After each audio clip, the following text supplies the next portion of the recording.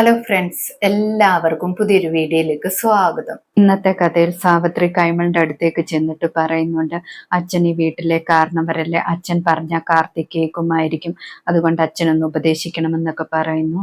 കൈമളപ്പോൾ പറയുന്നുണ്ട്, ഇപ്പോഴത്തെ കാലത്തെ പിള്ളേർക്കൊന്നും ഉപദേശമൊന്നും അത്ര ഒന്നും ഇഷ്ടപ്പെടത്തില്ല എന്നൊക്കെ. ഉപദേശം കേട്ടാലും അവരവരിഷ്ടം പോലെയൊക്കെ ചെയ്യത്തുള്ളൂ എന്നൊക്കെ പറയുന്നു.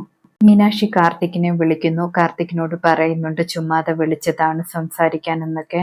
ACP ഓർത്തപ്പോ വിളിച്ചതാണെന്ന് പറയുന്നു. കാർത്തി ഇപ്പോൾ പറയുന്നുണ്ട്, ഞാൻ മീനാക്ഷിയും ഓർക്കുകയായിരുന്നുവെന്ന്. മീനാക്ഷി എന്നോട് എല്ലാം ക്ഷമിക്കാൻ എന്ന് പറഞ്ഞത് കൊണ്ടാണ് മൈഥിലിയോട് ഞാൻ ക്ഷമിച്ചതെന്നൊക്കെ പറയുന്നു. കുറച്ച് കഴിയുമ്പോൾ അവളുടെ മനസ്സൊക്കെ മാറും. അത് കഴിഞ്ഞ് അവൾ ഇവിടെ നിന്നും പോകും. ഡിവോഴ്സ് ഒക്കെ വാങ്ങിയതിന് ശേഷം നമ്മളുടെ വിവാഹവും നടത്തണമെന്നൊക്കെ പറയുന്നു. നമ്മൾ സന്തോഷമായിട്ട് ജീവിക്കുന്ന ജീവിതം അവൾ കാണട്ടെ എന്നൊക്കെ പറയുന്നുണ്ട്. മീനാക്ഷി കാർത്തിക്കിനോട് സന്തോഷത്തോടെ സംസാരിച്ചിട്ട് ഫോൺ വെക്കുന്നു. ശേഷം കാണിക്കുന്നത് സാവിത്രിയും രാജലക്ഷ്മിയമ്മയും ചെടിക്ക് വെള്ളമൊക്കെ ഒഴിച്ചുകൊണ്ടിരിക്കുകയാണ്. ആ സമയത്ത് ചെമ്പകമംഗലത്ത് നേരത്തെ നിന്ന ജോലിക്കാരി അവിടേക്ക് വരുന്നു. ജോലിക്കാരി അംബികയെ കാണുമ്പോൾ സാവിത്രി പറയുന്നുണ്ട്, അത് ആകാശവാണിയാണല്ലോ, ഇങ്ങോട്ടാണല്ലോ വരുന്നതെന്നൊക്കെ.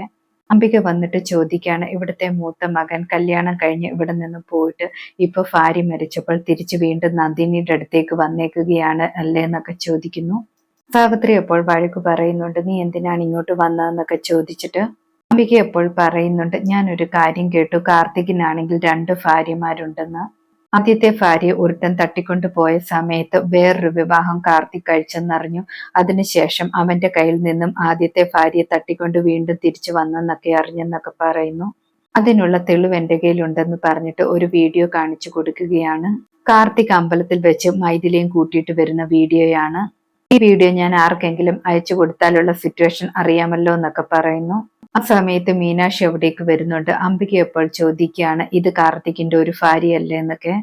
മീനാക്ഷി എപ്പോൾ പറയുന്നുണ്ട്, കാർത്തികിന്റെ 10,008 ഭാര്യമാരിൽ ഒരാളാണെന്ന്. അംബിക എപ്പോൾ മീനാക്ഷിയെ വീഡിയോ കാണിച്ചു കൊടുക്കുകയാണ്. മീനാക്ഷി ആ വീഡിയോ കണ്ടിട്ട് ആ വീഡിയോ ഡിലീറ്റ് ചെയ്തിട്ട് മൊബൈൽ കൊടുക്കുന്നു.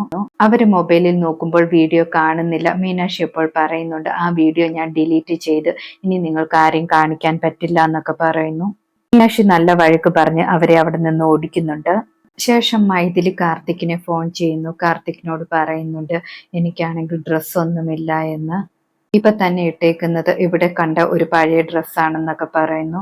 കാർത്തിക് അപ്പോൾ ചോദിക്കുന്നുണ്ട്, മീനാക്ഷിയോട് ചോദിക്കല്ലായിരുന്നോ എന്നൊക്കെ.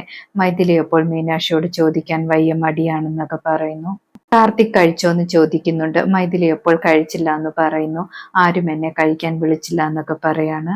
കാർത്തിക്കിന് അത് കേൾക്കുമ്പോൾ ദേഷ്യം വരുന്നുണ്ട്. ഇത്രയ്ക്കും മനസാക്ഷി ഇല്ലാത്തവരാണോ എന്നൊക്കെ ചോദിക്കുന്നു. ചോദിച്ചിട്ട് തന്നെ കാര്യമെന്നൊക്കെ പറയുന്നു. ആ സമയത്ത് മൈഥിലി പ്രശ്നമുണ്ടാക്കരുതെന്നൊക്കെ പറഞ്ഞിട്ട് ഫോൺ വെക്കുന്നു. ശേഷം കാണിക്കുന്നത് കാർത്തിക് വീട്ടിലേക്ക് ഡ്രസ്സുമായിട്ട് വരികയാണ്.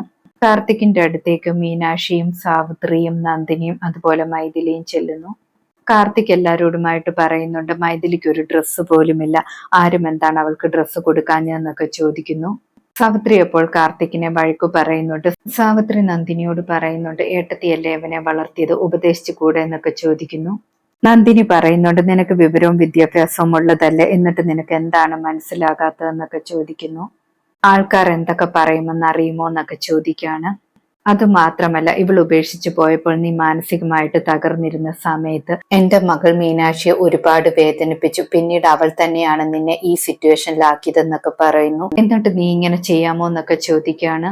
കാർത്തിക് അപ്പോൾ പറയുന്നുണ്ട്, നാട്ടുകാർ എന്തു പറഞ്ഞാലും എനിക്ക് പ്രശ്നമില്ല എന്നൊക്കെ. സാവിത്രിയും വീണ്ടും വഴക്കൊക്കെ പറയുന്നുണ്ട്.